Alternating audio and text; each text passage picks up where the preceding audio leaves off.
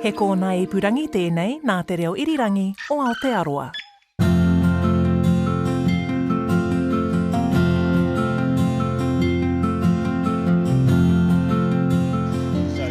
So just at the riverside here at Whanganui, at Tawananui, heading to Whanganui. We got helicoptered out off the river 2 years ago. Yeah. It's pretty cool. I'm with two people from Yukon, northern Canada. John and Monica, and Ron, our company, Tawananui Canoe Hire, who are sending us off down the Whanganui.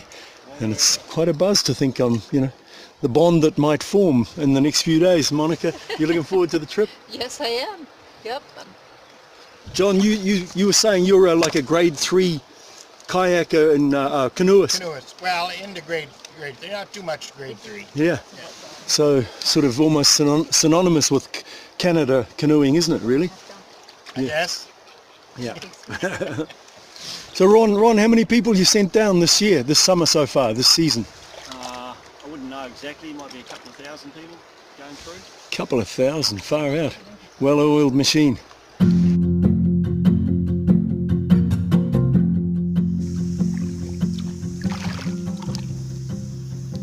Man, Whanganui River, so calm just now.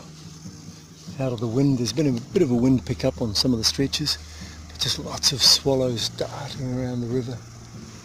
We can hear a little bit of a rapid just coming up ahead. So quiet, late afternoon. Very, very peaceful. Been paddling for, it must be close to 4.5 hours.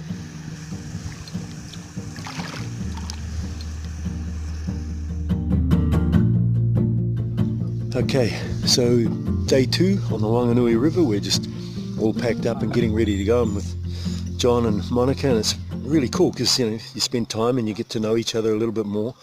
So the history of Yukon, what drew people to Yukon in the first place?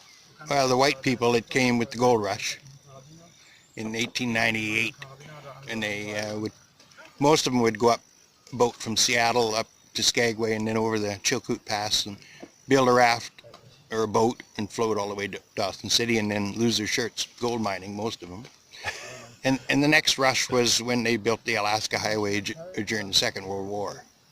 Right. And it went through there and opened up most of the countries that had never been opened up before. It was the Americans that basically wanted that highway built to protect. Right.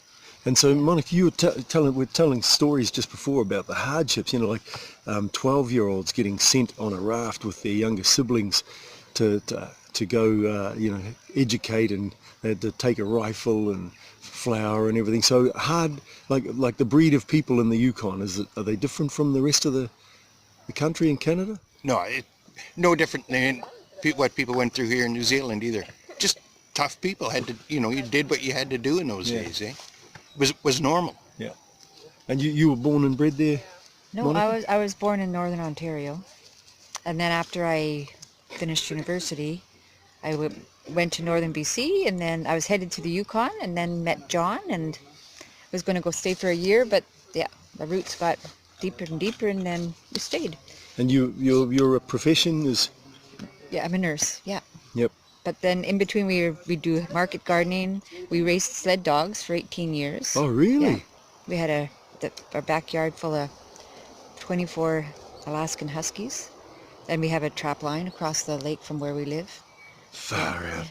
And John, in terms of that trap line, you were telling me yesterday, what do you hunt? Wolves, wolverine, lynx, marten. Yeah, those are the 4 main ones. Yeah. So I'm feeling very safe with you guys on the river. Nothing's going to come at us. I don't know. Possums. I don't have a gun. Bare hands. You're from the Yukon. Yeah. We're at an amazing little camp spot called Mangapapa down the Whanganui River. So, Hunter? Cheers, Yes. thank you. Hey. And Jackie? Hello. Like you guys, honestly, just watching you last night and then today paddling the river, it's just like wicked, man. If more people your age were doing this kind of gig, we'd probably be destined for a very nice world. So, how long you guys been in New Zealand? Coming up to 5 weeks now. Yeah, 5 out of 6 weeks. So Right. we're on the road total for 6 weeks. But First time over here, Hunter's leaning over to the what was that, rice? Rice. Rice is boiling on the little cooker. What kind of brings you guys to do this sort of stuff in New Zealand? New Zealand, it's got everything. It's got the trekking, all the outdoor activities that we want to do. For us, it's so easy to get to. yeah, we wanted to see something closer to home and see what's in your backyard or over the neighbour's fence, I guess. Yeah. Now, it's is it different from doing this sort of thing in your own country, where you guys have got all these bloody crocodiles and snakes and spiders? And... Yeah, certainly, definitely. It's nice to know that things won't pop out of the bush and kill you. Yeah, there's certainly a lot more creepy crawlies. Yeah.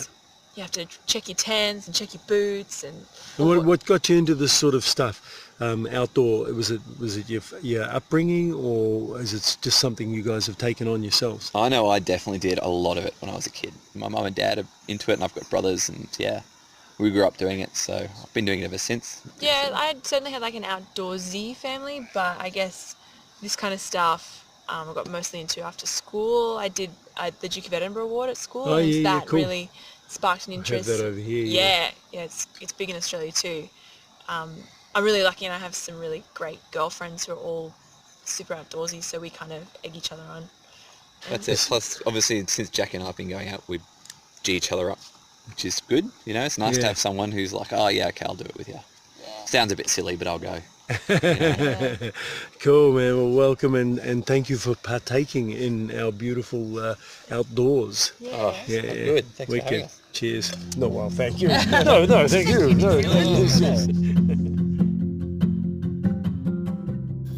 Got into John Cool Hut down the Whanganui River. My mates, Monica and John, they're Yukon Canadians. They're camping, as are the young Australian couple and the German couple that we've been hanging with on the way down the river. Very cool spending time with these people at each campsite, but I'm in the hut tonight. Got told that there was one bed left in the hut, so it'll be my first time in a dock hut. Not sure if I'm excited or not, but I think it's all tainted with the fact that I'm still having to come to grips with losing my bloody grip bug GoPro. Unbelievable. I know I'd been getting some nice footage down the river in particular, but also Tongariro. I know I got some kind of nice shots and things. So it's more just not being able to look back on those parts of the journey in terms of the memories than the material aspect of losing a GoPro, although that's a bit of a kick in the guts as well. Yeah, well, my reputation is intact. He who loses things. I wonder what it must be like. I wonder if there's a Māori name for that, because it probably sounds better. He who loses things. Let me count the ways I lost things. My father and brother's ashes, the Radio New Zealand camera, a t-shirt somewhere in Tamaranui. Too many bloody things to name. Oh, the Ponamu, which came back. My cap, which came back. My trail notes, which came back. The GoPro, which didn't come back. Or hasn't come back. Maybe it will. Maybe it will.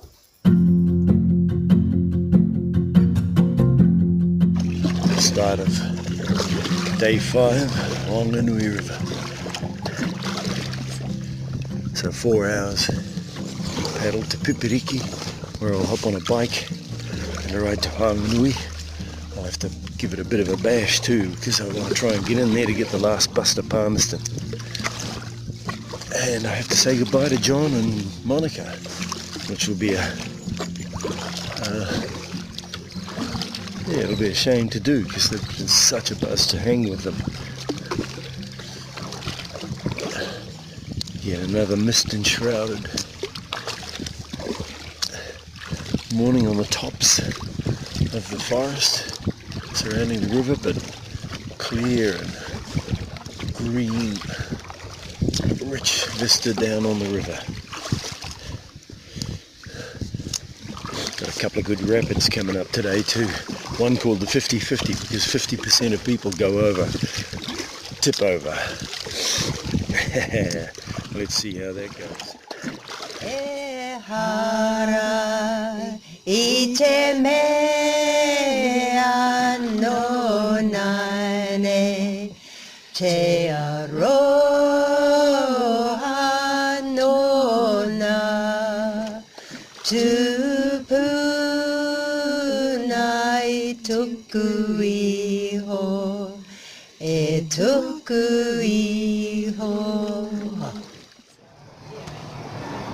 Oh man, I have the sorest arse in the universe, so just need to get that out of the way.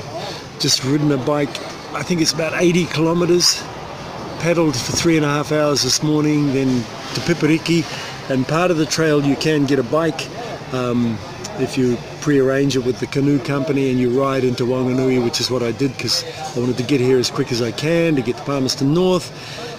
Two people who were paddling over the last few days down Whanganui River at the same time, and we kept meeting in campgrounds, are from the Czech Republic, and they said, "Oh, Bruce, we'll give you a ride from Whanganui to Palmerston North." They got out of Pipariki, they went back to Ratahi to get their rental car.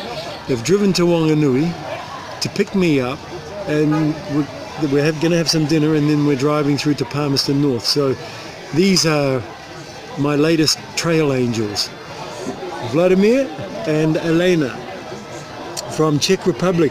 So thank you very much, you guys. You're most welcome. Yeah, we're very happy to have you. And you've paddled Whanganui River. How was that? This was so different from any other trek that we did. We're really happy we decided to do this special great walk.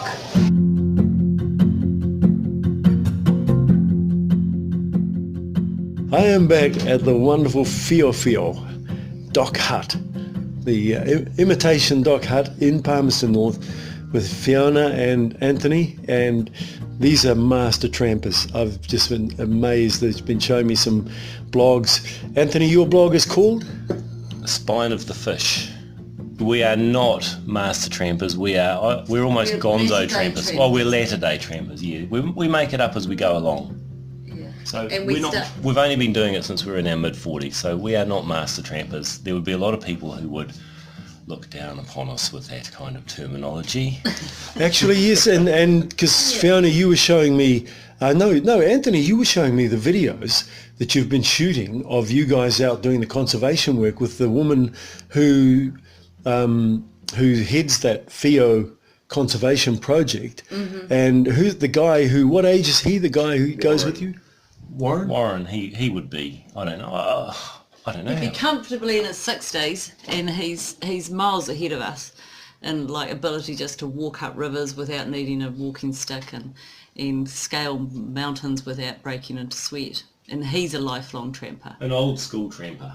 Old school tramper, yeah. Because that's the possible way. One of the videos you showed me, though, what were the boots they wear? They're wearing bullers, scalar up bullers. Is that what they're called? Yeah, so they're gum boots with laces.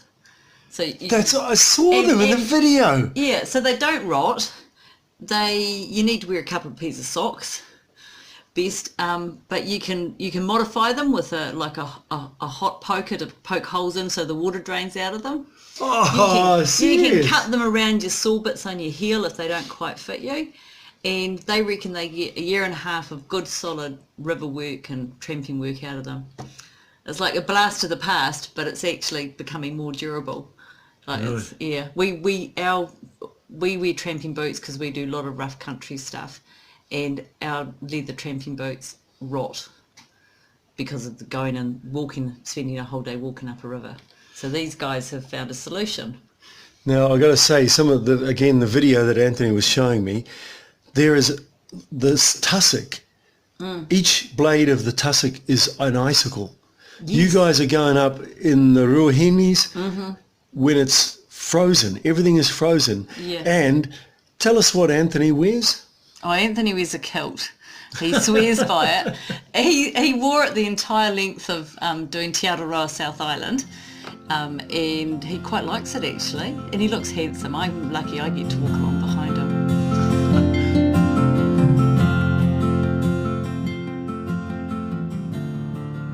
But man, if you have ever thought about potentially doing the Whanganui River, get a hold of one of these companies, come down, get your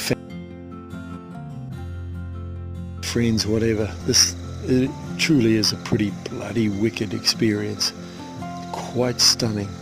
This is our land. This is New Zealand. Aotearoa. Well, that's it for the long way home for this week. Next week, I'm getting closer and closer to that wonderful moment that I'm looking forward to, of finishing off the North Island and moving on to the south. Don't forget, if you've got friends who might be interested, tell them to tune in to RNZ, The Long Way Home. The Long Way Home is produced by Bruce Hopkins and Justin Gregory. The executive producer is Tim Watkin. The engineer is Jeremy Veal. Subscribe to every episode of The Long Way Home podcast at iTunes or at radionz.co.nz/series. And while you're there, please rate us. That way more people get to hear these stories. If you go to the Long Way Home webpage at rnz.co.nz, you'll find an interactive map that follows Bruce as he walks to Aotearoa. Bruce is also on Twitter at BruceHop, so get in touch if you've got tips, questions, or can offer him a bed, a meal, or just a hot shower along the way. You can also email him at thelongwayhome@radionz.co.nz. In the next episode, Bruce will be back on the trail between Otaki and Wellington, having skipped the rugged Tararua section. That's for a bit later on. The Long Way Home. Whenua whakapapa whānau. Follow us.